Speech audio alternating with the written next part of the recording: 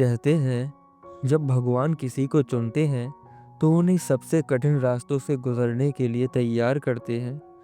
यह कहानी उस महान व्यक्ति की है जिसने जीवन के सबसे कठिन दौरे का सामना किया और फिर उन चुनौतियों को अपनी शक्ति बना लिया। धीरेंद्र कृष्ण शास्त्री, जिनकी आध्यात्मिक यात्रा और संघर्षपूर्ण कहानी ने करोड़ों लोगों को प्रेरित किया है। यह कहानी केवल एक आदमी के संघर्ष की नहीं, बल्कि यह उन करोड़ों लोगों की आस्था है जो विश्वास करते हैं कि सच्ची भक्ति और समर्पण से कोई भी कठिनाई पार की जा सकती है। 4 जुलाई 1996 को मध्य प्रदेश के छतरपुर जिले के गढ़ा गांव में गुरुजी का जन्म हुआ। उनका जीवन शुरू से ही साधारण था और उनका परिवार आर्थिक रूप से बहुत कमजोर था। उनके पिता राम कृपाल गर्ग, जो एक साधारण कथावाचक थे, वह मुश्किल से अपने परिवार का गुजारा कर पाते थे और गुरुजी की मां सरोजा देवी एक निस्वार्थ मातृत्व से बच्चों की देखभाल किया करते थे। घर में रोज की मुश्किलों के बावजूद उनके दिल में उम्मीद की किरण कभी नहीं बुझी। गुरुजी बचपन से ही बहुत होनहार और जिज्ञासु थे। उनकी रुचि केवल पढ़ाई तक सीमित नहीं थी, बल्कि उनका मन आध्यात्मिकता में भी गहरा था। गांव के स्कूल में पढ़ते समय वह हमेशा अपने शिक्षकों से अलग रहा करते थे। उनके अंदर एक विशेष प्रकार का आत्मविश्वास था जो उन्हें बाकी बच्चों से अलग करता था। उनके दादाजी, जो एक भक्त और बहुत बड़े विद्वान थे, उन्होंने गुरुजी को हनुमान चालीसा याद करवाई।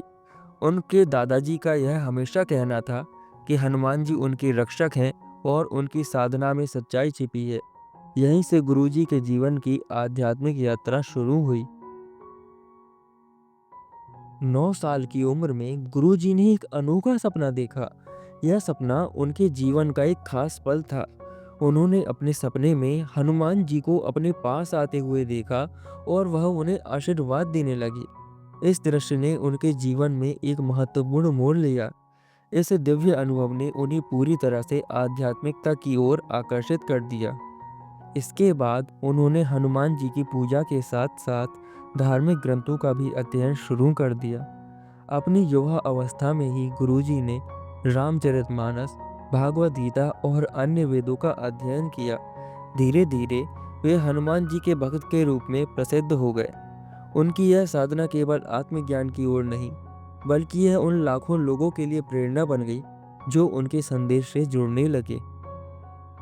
2009 में जब गुरुजी ने पहली बार श्रीमद् भागवत गीता कथा सुनाई, तो उनके विचार और शब्दों में कुछ ऐसा था जो सीधे लोगों के दिल तक पहुंचता था।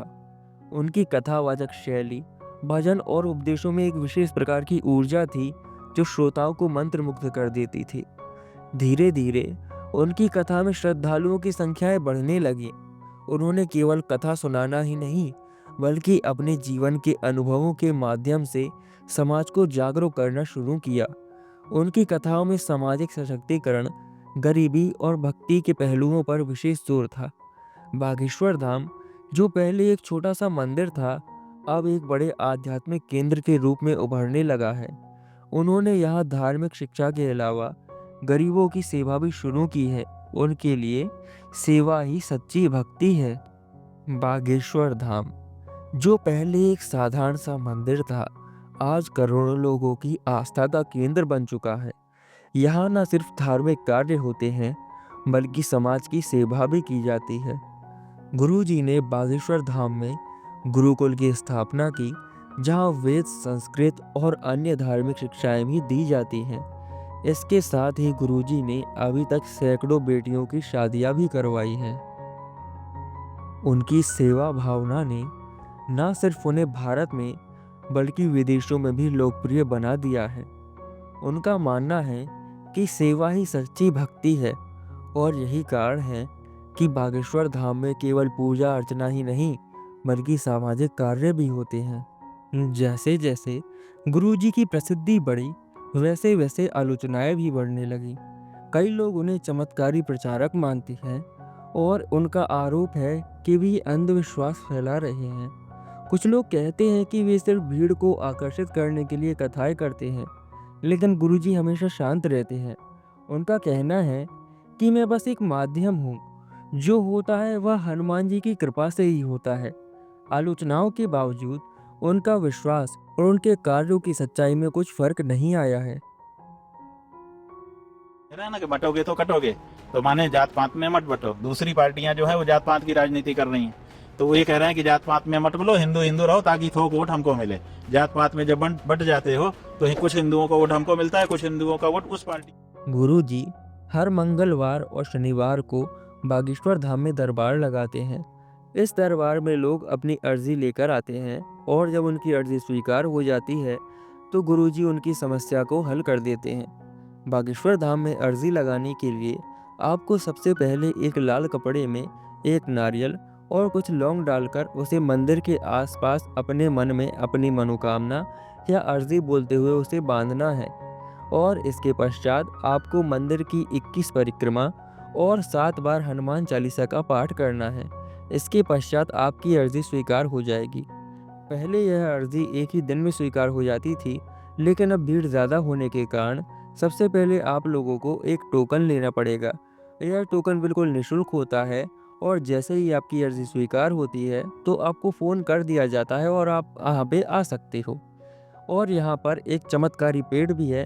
अब इसकी सच्चाई मैंने यहाँ पर आंखों देखी है, आप लोग अभी देख सकते हो।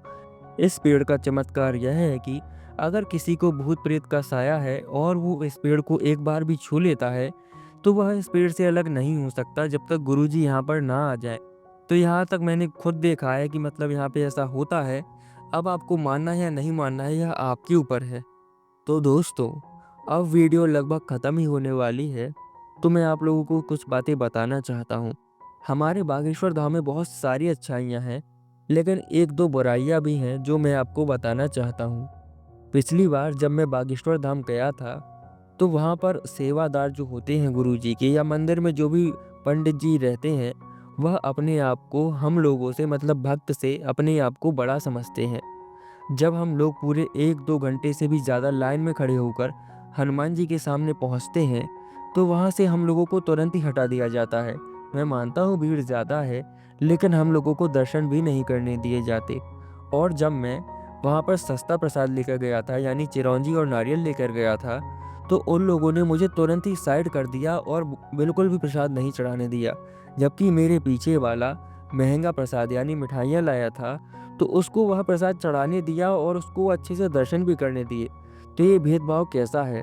आप लोग मुझे बताइए, बस मुझे यही बुराई लगी।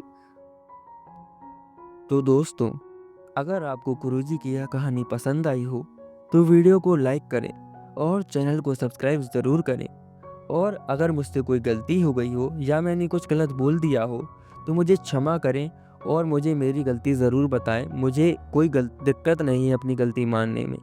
और अगर आप गुरुजी से प्यार करते हो या आप हनुमान जी के भक्त हो, तो प्लीज़ वीडियो को लाइक ज़रूर करके आप अगली वीडियो का टॉपिक ज़रूर कमेंट कर देना।